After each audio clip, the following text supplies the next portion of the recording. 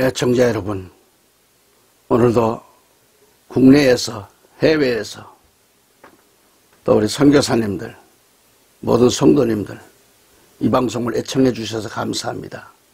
오늘도 요엘서 2장 강해 14번째 시간을 갖습니다. 이제라도 금식하며 울며 애통하고 마음을 다하여 내게로 돌아오라는 주제입니다. 에스겔서 18장 19절로 24절을 보면 아들이 법과 의를 행하며 내 모든 율례를 지켜 행하였으면 그는 정령 살려니와 범죄하는 그 영혼은 죽을지니라. 아들은 아비의 죄악을 담당치 아니할 것이요 아비는 아들의 죄악을 담당치 아니하리니 의인의 의도 자기에게로 돌아가고 악인의 악도 자기에게로 돌아가리라 하는 이 말씀에서 아비는 아들의 죄악을 담당치 못한다고 했습니다. 또한 아비도 마찬가지고요. 그리고 의인의 의도 자기에게로 돌아간다는 것이죠. 그래서 다시 말해서 여러분의 의인은 여러분에게 돌아간다는 겁니다. 악인의 악도 자기에게로 돌아간다는 것이죠. 그래서 에스겔서 18장 21절을 가서 읽어보면 21절 22절을 읽어봅니다. 그러나 악인이 만일 그 행한 모든 죄에서 돌이켜 떠나 내 모든 율례를 지키고 법과 의를 행하며 정령 살고 죽지 아니할 것이라. 또한 여기서는 돌아오면 살고 죽지 않는다고 했습니다. 22절에 그 범죄한 것이 하나도 기억함이 되지 아니하리니 그 행한 의로 인하여 살리라. 있습니다. 이는 너희의 죄를 기억지 않겠다는 겁니다. 그 어떤 흉악한 죄가 있다 할지라도 기억지 않겠다는 말씀이죠. 에스겔서 18장 23절에 나 주 여호와가 말하노라. 내가 어찌 악인의 죽는 것을 조금이라도 기뻐하랴. 그가 돌이켜 거기에서 떠나서 사는 것을 어찌 기뻐하지 아니하겠느냐.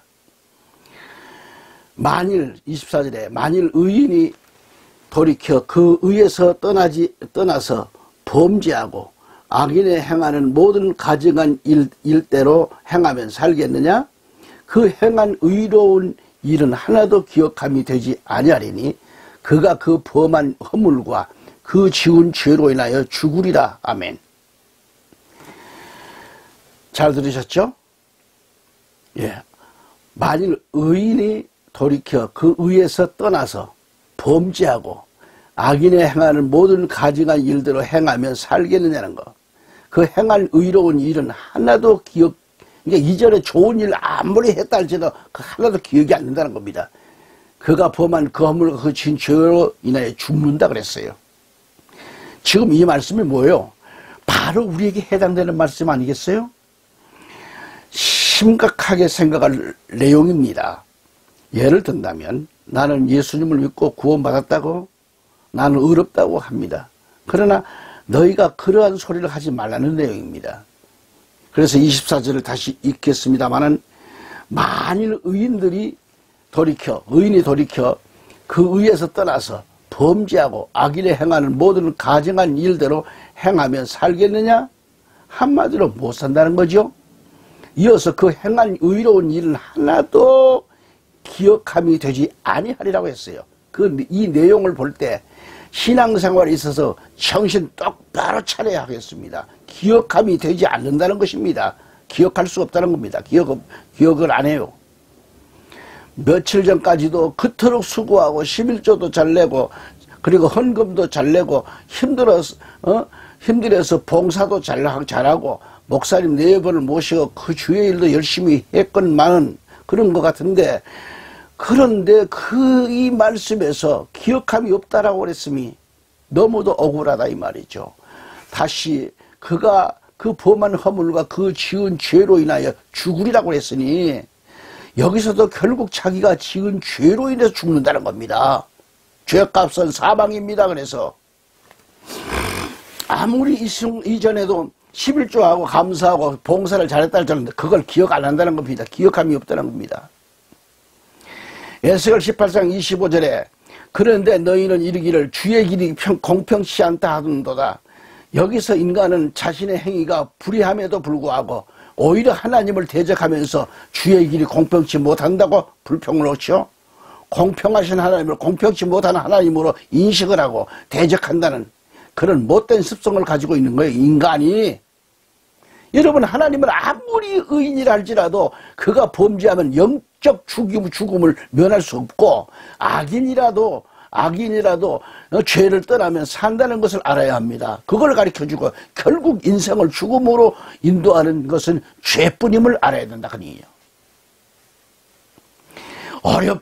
어렵고 실패가 없고 고통이 따르고 환난이 연속된다고 해도 하나님을 대적하는 일이 있어서는 안 되는 거죠. 하나님의 길이 공평치 않다고 불의를 행하면 안 된다는 거죠. 지금 이스라엘 백성들은 주의 길이 공평치 않다고 지금 원망과 불평을 거듭하고 있잖아요. 그들은 하나님이 복을 주신 나라를 그들의 죄악으로 말미암아 유다가 멸망하고 백성들이 포로로 끌려가고 그래서 그렇게 생활을 하고 있는데 그들은 자신들이 이 지경이 된 것은 하나님이 공평치 못해서라고, 공평치 못한 섭리라고. 안타까운 건요, 그들이 이렇게 멸망해 가면서까지도 회개는 고사하고 자신들이 당하고 있는 그 고난의 책임을 하나님께 전가시키는 못된 악습을 가지고 있었다는 거죠. 오늘 우리들 가운데 그런 사람들이 있잖아요. 응? 이어서 에스겔서 18장 25절 32절까지 말씀을 교독을 해보면 이스라엘 족속아 들을지어다 내 길이 어찌 공평치 아니하냐 너희 길이 공평치 않는 것이 아니냐. 여기서 여기 말씀에서 너의 길이 공평치 않다는 말씀입니다. 너희가 잘못해놓고 왜 나보고 공평치 않다고 얘기하느냐 이 말이에요. 그러니까 에스겔서 18장 26절에 가볼까요? 만일 의인이 그 의의를 떠나 죄악을 행하고 인하여 죽으면 그 행한 죄악으로 인하여 죽는 것이요. 27절에 만일 악인이 그 행한 악을 떠나 법과 의를 행하면 그 영혼을 보존하리라. 28절에 그가 스스로 헤아리고 그 행한 모든 죄악에서 돌이켜 떠났으니 정령 살고 죽지 아니하리라. 29절에 그런데 이스라엘 족속은 이르기를 주의 길이 공평치 않다 하는도다. 이스라엘 족속아 나의 길이 어찌 공평치 아니하냐 너희 길이 공평치 않는 것이 아니냐. 30절에 나 주 여호와가 말하노라 이스라엘 족속아 내가 너희 각 사람의 행한 대로 군문할지라 너희는 돌이켜 회개하고 모든 죄에서 떠날지어다. 그리한즉 죄악이 너희를 패망케 아니하리라. 너희는 범한 모든 죄악을 버리고 마음과 영을 새롭게 할지어다. 이스라엘 족속아 너희가 어찌하여 죽고자 하느냐. 31절의 말씀이고 32절에 나 주 여호와가 말하노라 죽는 자의 죽는 것은 내가 기뻐하지 아니하노니 너희는 스스로 돌이키고 살지니라. 아멘. 다시 본문 요엘서 2장 12절 읽어볼까요? 여호와의 말씀에 너희는 이제라도 금식하며 울며 애통하고 마음을 다하여 내게로 돌아오라 하셨나니. 아멘. 나와 여러분은 물론 인간은 아담 이후 다 죄인인 것은 사실입니다. 죄인입니다. 죄인된 증거는 모든 인간은 죄를 지을 수밖에 없다는 거죠. 그래 근성이 자꾸 죄를 짓고 그런 싶은 마음이 생기는 근성이 그래 근성이. 응? 그래서 그러한 것 장소나 여건을 벗어나기 위해서는 하나님께로 돌아오는 것 외에는 없다라는 거죠. 진실한 회개는 하나님께로 돌아오라는 겁니다. 본문의 말씀을 보았듯이 여호와의 말씀에 너희는 이제라도 금식하며 울며 애통하고 마음을 다하여 내게로 돌아오라 이렇게 말씀합니다. 아멘. 오늘 본문에 이제라도 그래서 이제라도 조금 있다가 아니에요. 이제라도 이는 처음 서두에서 쓰는 말이 아니라 마지막 결론으로서 쓰는 그런 말이기도 합니다. 이제 끝까지 끝난다. 끝나다 싶었을 때도 이제라도 이 기회를 놓치면 너희들이 다 죽을 수밖에 없는데 마지막으로 이제라도 마지막 기회라는 겁니다. 이제라도 내게로 돌아오면 살겠다는 말씀입니다.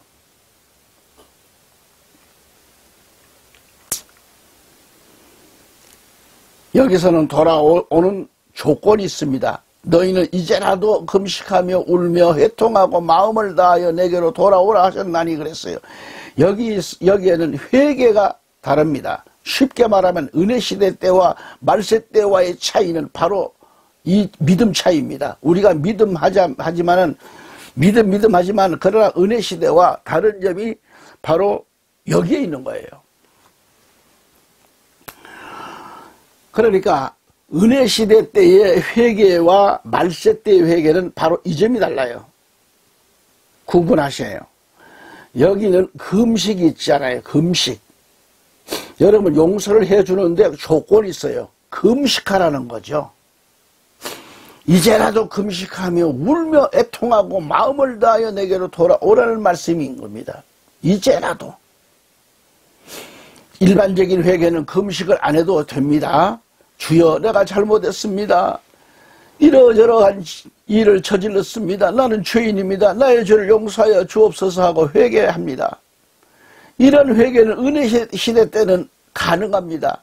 은혜 시대에는 예수만 믿으면 부끄러운 구원이라도 받을 수 있습니다. 그 회개하는 데 있어서 금식하지 않아도 됩니다.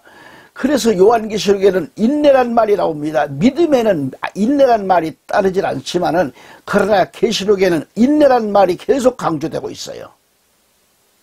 그래 인내의 믿음, 인내의 말씀, 지금 여기서 다른 것이 무엇인가? 금식하고 울며 애통하고 마음을 다하여 내게로 돌아오라는 말씀 아니겠어요? 그런데 그 전에는 마음을 다하고 뜻을 다하여 주 너의 하나님을 사랑하라고 하셨고, 그리고 보통으로는 믿음으로만 하면 되는 겁니다.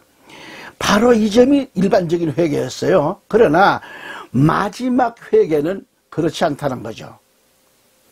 여기 요엘서는 신약의 요한계시록과 같은 겁니다. 이는 구약의 계시록입니다. 그러므로 이 점을 바로 이해해야 되겠죠?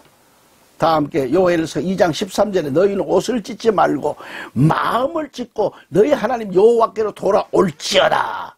그는 은혜로우시며 자비로우시며 노하기를 더디하시며 인애가 크시사 뜻을 돌이켜 재앙을 내리지 아니하시나니. 아멘. 여기 옷을 찢지 말라고 그랬어요. 이는 형식적으로 회개하는 것이 아니라 이 말이죠. 응? 응? 외식을 가리킵니다. 외식하는 자. 하나님은 여러분 양식인데 외식적인 것을 싫어하십니다. 그래서 옷을 찢지 말고 마음을 찢으라고 말씀하셨어요. 마음을 찢으라는 거예요. 이는 상한 마음을 가집니다. 죄여 내가 죄인입니다. 나의 마음을 찢으면서 자기 자신을 다 하나님께 내려놓고 울부짖지 합니다. 부르짖는 겁니다. 시편 51편 16절 17절의 말씀 보면 주는 제사를 즐겨 아니하시나니 그렇지 않으면 내가 드렸을 것이라. 주는 번제를 기뻐하지 아니하시나이다. 하나님의 구하시는 제사는 상한 심령이라. 하나님이여 상하고 통회하는 마음을 주께서 멸시치 아니하시리다 라고 했습니다. 하나님은 제사를 받지 않는다는 말씀이 아니라 제사를 받으십니다만 그러나 즐겨받지 않으신다는 말씀이죠. 그리고 주는 번제를 기뻐하지 아니하시나니라 그랬어요. 이것도 마찬가지예요. 번제 없이는 제사를 드리지 못합니다. 언제나 번제가 있어야 돼요. 번제는 짐승의 각을 뜨는 것을 말합니다. 이것도 기뻐하지 않는다는 거죠. 즉 하나님의 구하시는 제사는 뭘까? 번제나 제사보다도 상한 심령이라 그런 얘기입니다. 상한 심령. 그래서 다윗의 제사는 상한 심령이라는 거죠. 상하고 찢겨진 심령. 참으로 아픈 심령을 말합니다. 통회하는 마음으로 마음을 찢는 것을 말합니다. 자기를 고통을 가하는 그런 심령 기도를 말합니다.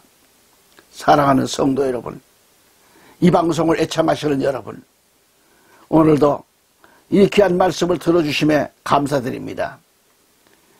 전국에서 해외에서 또한 해외 설교 나가시는 설교사 여러분들, 모든 우리 동역자 여러분들, 다음 시간 뵐 때까지 건강하시기를 기원합니다. 감사합니다.